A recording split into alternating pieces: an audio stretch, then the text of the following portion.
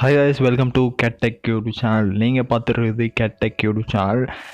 இந்த வீடியோவில் நம்ம ஒரு வித்தியாசமான ஒரு வீடியோ எடிட்டோடைய டுட்டோரியல் வீடியோ தான் பார்க்க போகிறோம். So Free Fire ID edit எப்படி பண்ணுறது அப்படின்னு தான் இன்றைக்கி நம்ம வீடியோவில் பார்க்க போகிறோம். ரொம்பவும் சிம்பிள் தான். அதுக்கு வந்து நீங்கள் இந்த அலைட் மோஷன்றது ஆப்பை வந்து ஓப்பன் பண்ணிக்கோங்க. ஸோ இப்போ தான் வந்து ஒரு வீடியோ போட்டிருப்போம், எப்படி வந்து வாட்டர் மார்க் இல்லாமல் இதை வந்து டெவலப் பண்ணுறதுன்றது. அந்த வீடியோட லிங்க் வந்து ஐ பட்டனில் கொடுக்குறேன், கீழே டிஸ்கிரிப்ஷன்லேயும் தரேன், பார்த்துக்கோங்க. ஸோ ஓப்பன் பண்ணோடனே உங்களோட சைஸை சூஸ் பண்ணிக்கிட்டு வீடியோக்குள்ளே வந்துருங்க, எடிட்டுக்குள்ளே வந்துருங்க.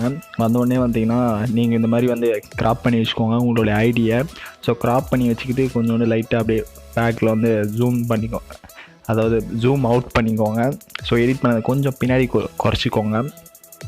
நீங்கள் உங்களோட ஃப்ரீ ஃபயர் ஐடியை வந்து ஸ்க்ரீன்ஷாட் எடுத்து இதை இந்த மாதிரி க்ராப் பண்ணி வச்சுக்கோங்க. ரொம்ப சிம்பிள் தான். பேசிக்கான ஃபோட்டோவிலே வந்து க்ராப் எடிட்லாம் இருக்குது, அந்த ஆப்ஷன்லாம் இருக்குது. ஸோ க்ராப் பண்ணி வச்சுக்கிட்டு இங்கே வந்து பார்த்தீங்கன்னாக்கா இந்த சைஸை வந்து இப்படி சின்னதாக்கிறதுக்கு ஒரு ஆப்ஷன் கொடுத்துருப்பாங்க, மூவ் அண்டு ட்ரான்சிஷன் அப்படின்ற ஒரு ஆப்ஷனில். ஸோ இங்கே வந்து பார்த்திங்கன்னா கீழே கார்னரில் ஒரு ஸ்லைட்டாக அப்படியே சாய்க்கிற போல் ஒரு ஆப்ஷன் இருக்கும். அதை கொடுத்துட்டு நீங்கள் இப்படி ட்ராக் பண்ணிங்கனாலே தெரியும் வித்தியாசமாக ஆங்கிள்லாம் சேஞ்ச் பண்ணோம்.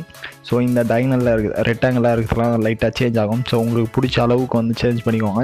நான் வந்து இப்போதைக்கு இந்த அளவு போதும்னு நான் வச்சுருக்கேன். கீழே பார்த்தீங்கன்னா மூவ் அண்ட் ட்ரான்சிஷன் இருக்கும். ஸோ அதை கிளிக் பண்ணி தான் இதை வந்து செய்ய முடியும். நான் செய்கிறத ஒன் பை ஒன்னாக பார்த்துட்டு வந்தீங்க அப்படின்னாக்கா ரொம்ப சிம்பிளாக நீங்களே வந்து சூப்பரான ஒரு எடிட் பண்ணிக்க முடியும். அப்படியே பார்த்துட்டே வாங்க. அண்ட் அதுக்கப்புறமேட்டா பார்த்தீங்கன்னா ஒரு ஷேப் வந்து சூஸ் பண்ணிக்கோங்க. ஷேப்பை சூஸ் பண்ணிவிட்டு உங்களோட நேம் மேலே அதை வந்து ஃபிக்ஸ் பண்ணிக்கோங்க. ஃபிக்ஸ் பண்ணும்போது இந்த மூவ் அண்ட் ட்ரான்சிஷனை வந்து சூஸ் பண்ணிக்கோங்க. ஏன்னா நம்ம வந்து ஸ்லைட் பண்ணி தானே வச்சுக்கோம். ஸோ அந்த ஷேப்பையும் வந்து லைட்டாக ஸ்லைஸ் பண்ணணும். சாட்சி வச்சா தான் அது வந்து கரெக்டாக இருக்கும். ஸோ இப்போ வந்து இந்த பேக்கில் இருக்க அந்த ஒயிட் கலரே கொடுக்கறதுக்கு வந்து பார்த்திங்கனாக்கா நம்ம அடுத்தது கலர் சூஸ் பண்ண போகிறோம். ஸோ கரெக்டாக வந்து சூஸ் பண்ணிக்கோங்க. அந்த சைஸு நம்ம நேமை கரெக்டாக வந்து மறைக்கணும். அப்போ தான் அதுக்கு மேலே நம்ம டெக்ஸ்ட் பண்ண முடியும்.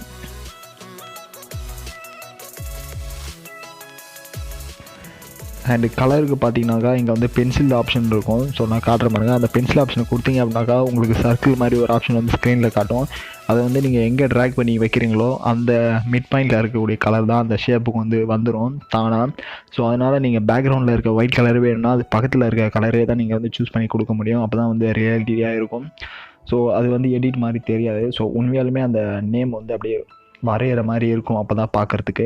அண்ட் அதுக்கப்புறமேட்டா உங்களோட ஃப்ரீ ஃபயர் ஐடியில் இருக்கக்கூடிய அந்த டெக்ஸ்ட்டு ஸ்டைல்லே நீங்கள் வந்து அதை வந்து காப்பி பண்ணி பேஸ்ட் பண்ணி வச்சுக்கோங்க. அதை வந்து இங்கே வந்து ட்ராக் பண்ணி அப்படியே பெருசாக்கி அந்த இடத்துல வந்து ஃபிக்ஸ் பண்ணிக்கோங்க.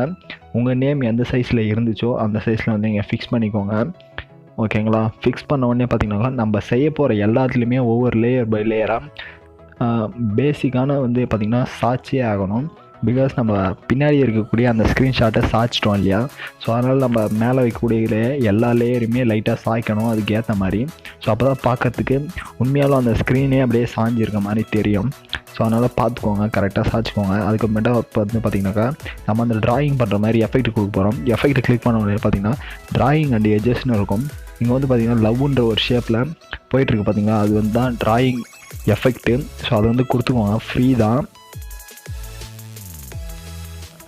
இந்த இடத்துல தான் ரொம்ப முக்கியமான விஷயம். ஸோ இந்த எடிட் பண்ணும்போது தான் எஃபெக்ட் வந்து கரெக்டாக நம்ம வந்து யூஸ் பண்ண கற்றுக்கணும். அது என்ன அப்படின்னாக்கா ஃபஸ்ட்டு 0க்கு கொண்டு வந்துடுங்க. ஸ்டார்டிங்கும் எண்டையும் ஃபஸ்ட்டில் வச்சு 0க்கு கொண்டு வந்துடுங்க. ஸோ நம்ம வந்து லைட்டாக ட்ராக் பண்ணி அதை வந்து இன்க்ரீஸ் பண்ண போகிறோம். அந்த எண்டிங் பாயிண்டில் இருக்கக்கூடிய அந்த டிகிரியை வந்து இன்க்ரீஸ் பண்ண போகிறோம். ஸோ நீங்கள் வந்து பார்த்திங்கன்னா அந்த லெட்டர்ஸ் வந்து லைட்டாக மூவ் பண்ணி இந்த எண்டில் இருக்கக்கூடிய அந்த டெசிமல்ஸை லைட்டாக மூவ் பண்ணிங்கனாக்கா அங்கே கொஞ்சம் கொஞ்சமாக மூவ் ஆகிறது தெரியும். அப்படியே கொஞ்சம் கொஞ்சமாக நவுத்தி வாங்க. ஸோ அப்போ தான் அது வந்து ஃபுல்லாக அப்படியே வரைஞ்சிக்கிட்டே வர மாதிரி தெரியும். அந்த லெட்டர்ஸ்லாம் அந்த லெட்டர் உள்ள லேயரை வந்து பார்த்திங்கன்னா டெக்ஸ்ட் லேயரை லைட்டாக மூவ் பண்ணி நீங்கள் வந்து மூவ் பண்ணிங்கனாக்கா அங்கே வந்து டைமண்ட் ஷேப்பில் ஒரு வரது தெரியும். ஸோ அதுதான் வந்து நீங்கள் பண்ணி வச்சுருக்கிறது சேவாக வர பாயிண்ட்டு. ஸோ பார்த்தீங்கன்னா தெரியும், அப்படியே கொஞ்சம் கொஞ்சமாக வரைகிற மாதிரியே தெரியும். நான் இப்போ எடிட் பண்ணுறதுக்கு நான் வந்து சின்ன ஒரு 2 செகண்ட்ஸுக்கு தான் எடிட் பண்ணுறேன். உங்களுக்கு எத்தனை செகண்ட்ஸ் வேணுமோ மியூசிக்லாம் நீங்கள் வந்து ஆட் பண்ணிக்கோங்க. நான் வந்து ஒரு ரஃபாக ஒரு எடிட் தான் பண்ணிருக்கேன். ஸோ இதே மாதிரி உங்களோட லெவலில் இருக்க இடத்துலையும் நீங்கள் வந்து நம்பர்ஸை கொடுத்துக்கலாம். பேக் ஸ்க்ரீனில் என்ன அந்த எல்லோ கலர் இருக்கா, எல்லோ கலர் ஸ்க்ரீனை அந்த ஷேப்பை ஒன்று சூஸ் பண்ணி கலரை சூஸ் பண்ணி வச்சுக்கிட்டு அண்ட் அந்த நம்பர் எத்தனையோ லெவலோ அதை வந்து வச்சுக்கோங்க. அந்த நம்பருக்கு எப்படி எடிட் பண்ணுறது இப்போ நான் சொல்கிறேன்.